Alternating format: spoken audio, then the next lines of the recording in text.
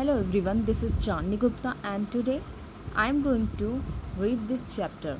Its name is Fighting Cocks.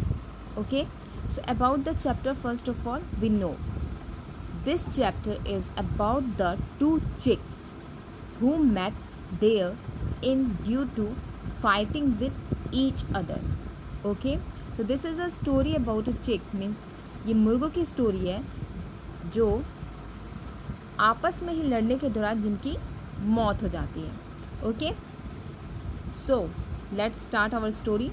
Read after me. Once there lived a farmer in a village. एक समय की बात है जब एक किसान रहता था एक गांव में.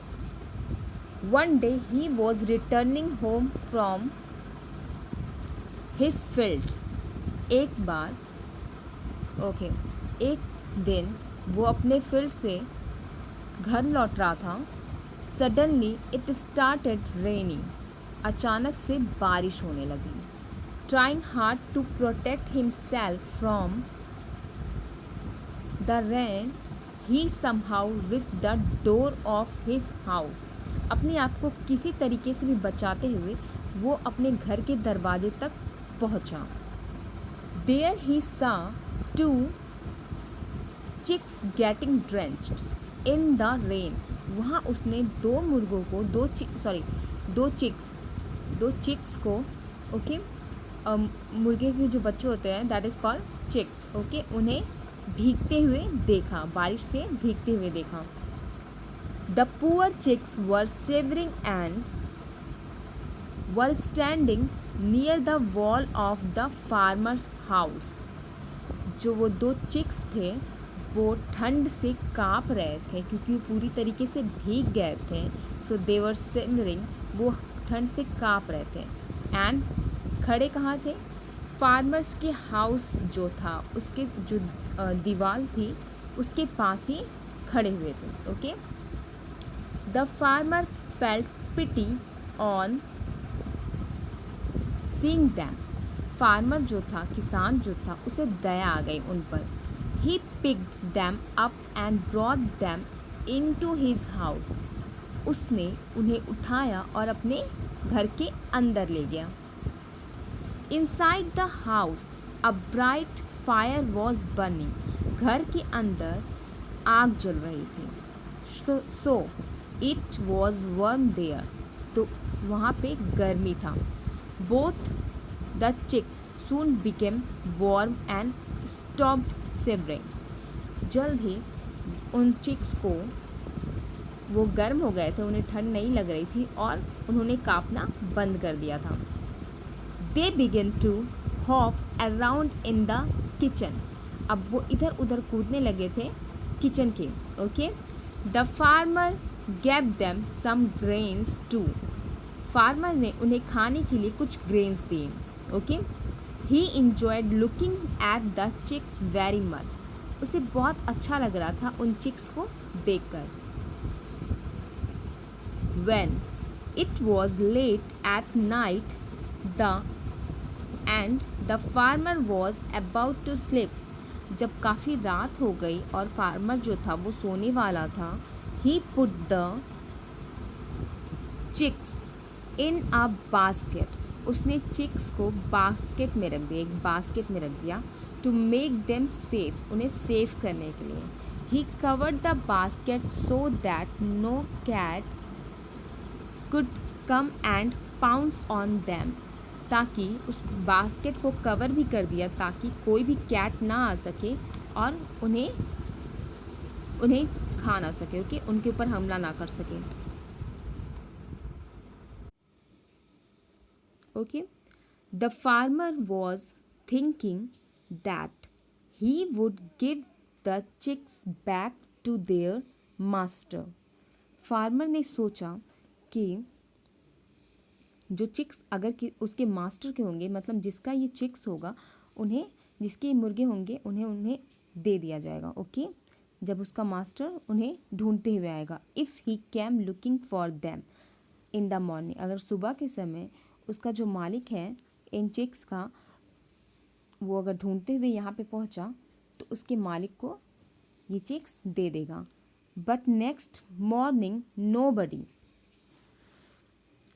came to the farmer searching for his chicks. पर मॉर्निंग के समय कोई भी नहीं आया उन चिक्स को ढूंढते हुए. The farmer did not have the time to look for their master. अब जो फार्मर था उसके पास इतना टाइम नहीं था कि अब वो इंतज़ार करता रहे उनके मास्टर का. So he decided to keep the chicks with him. तो उसने डिसाइड किया, फैसला किया कि वो उन चिक्स को अपने पास ही रखेगा.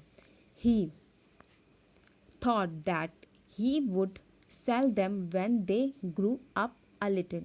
उसने सोचा कि वो इन मुर्गों को बेच देगा जब ये थोड़े बड़े होंगे. चिक से जब कॉक बनेंगे तो वो उन्हें बेच देगा. Then the farmer made a wooden enclosure for the chicks to live in. Okay, फिर फार्मर ने एक लकड़ी का एक घर बनाया जिसमें वो उन चिक्स को रख सके. With the passage of time, जैसे ही टाइम बीता, the farmer grew fond of the chicks.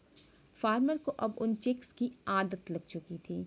He would look after them in the best possible way and would feed them with good quality of grains. Okay, उस farmer ने क्या किया, आदत लग चुकी थी तो वो उनकी देखभाल बहुत ही अच्छे से करता था जैसे वो कर सकता था, और उन्हें बहुत ही अच्छी क्वालिटी वाला ग्रेन्स जो था उनको खिलाता था. The result was that in a few months, इसका रिज़ल्ट ये हुआ, the chicks grew up into big cocks. वो जो चिक्स थे वो बड़े बड़े कॉक्स हो गए, मुर्गे बन गए. Okay, but by then they had become very lazy. But तब तक वो बहुत लेजी भी बन चुके थे. Since they had nothing to do, क्योंकि उनके पास कुछ काम नहीं था करने के लिए, they kept fighting between themselves, वो आपस में ही लड़ते थे. One afternoon the farmer had gone to work. एक दोपहर में जब उसका जब किसान जो था वो अपने फील्ड पर गया था वर्क के लिए. Okay, on his field. One of the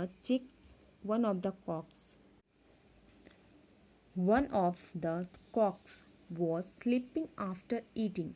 एक जो उसमें से कॉक था वो क्या कर रहा था, सो रहा था. ओके, खाना खाने के बाद सो रहा था. But the other cock was hopping around, पर जो दूसरा कॉक था वो इधर उधर कूद रहा था. He did not want to sleep, वो सोना नहीं चाहता था.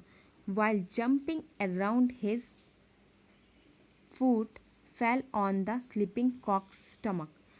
कूदने के दौरान उसका पैर जो था वो अचानक से जो कॉक सो रहा था उसके पेट पर जा लगा.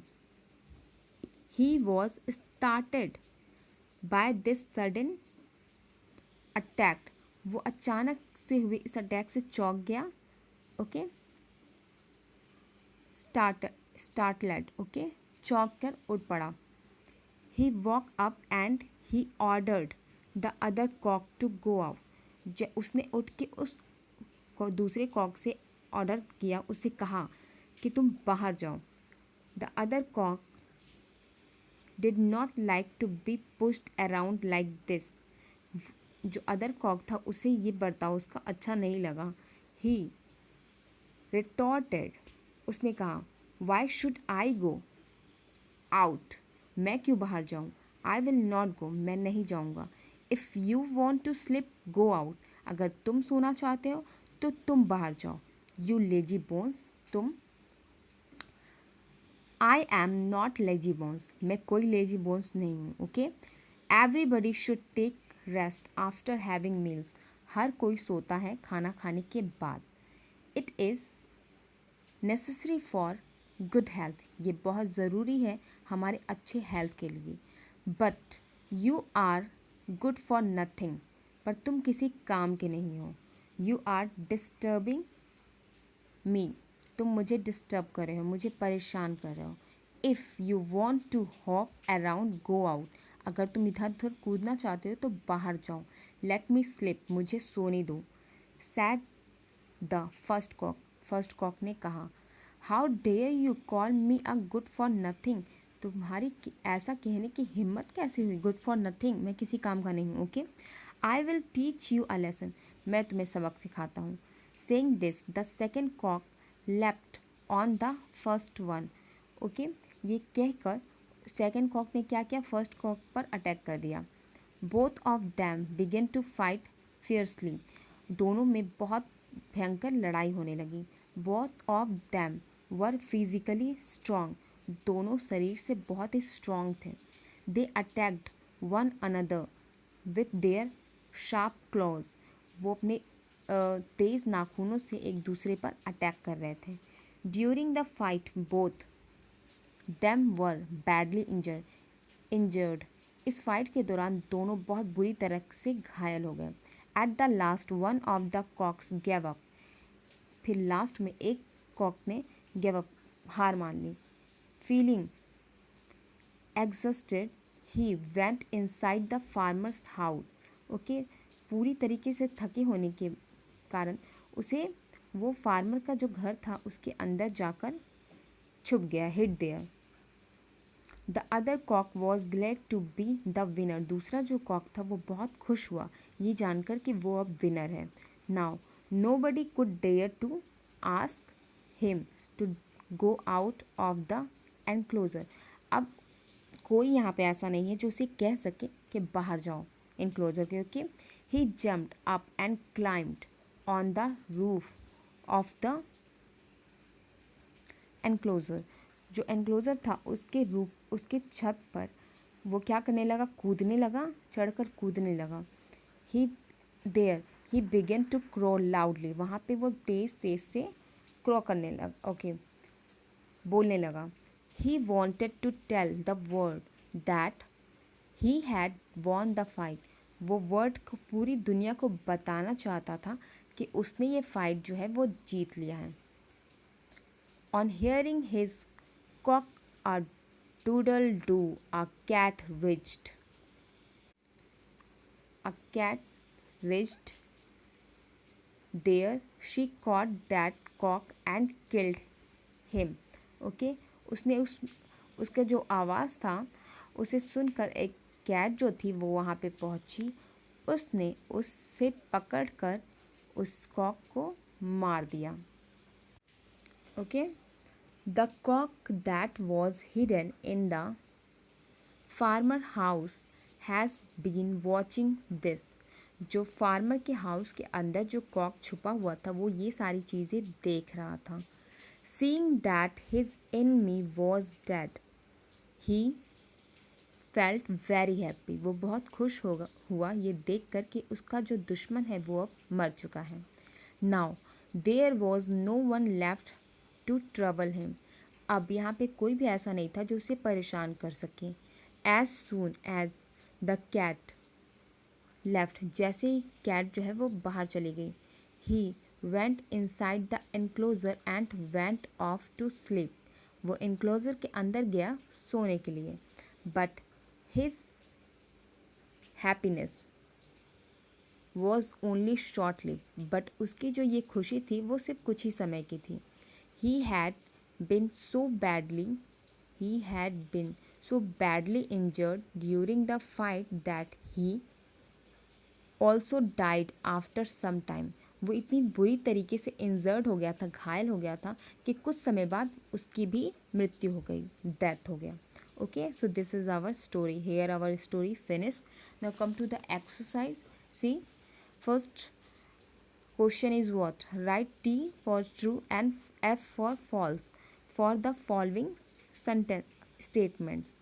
So first is, farmer saw 3 chicks getting drenched in the rain. No, 2 only.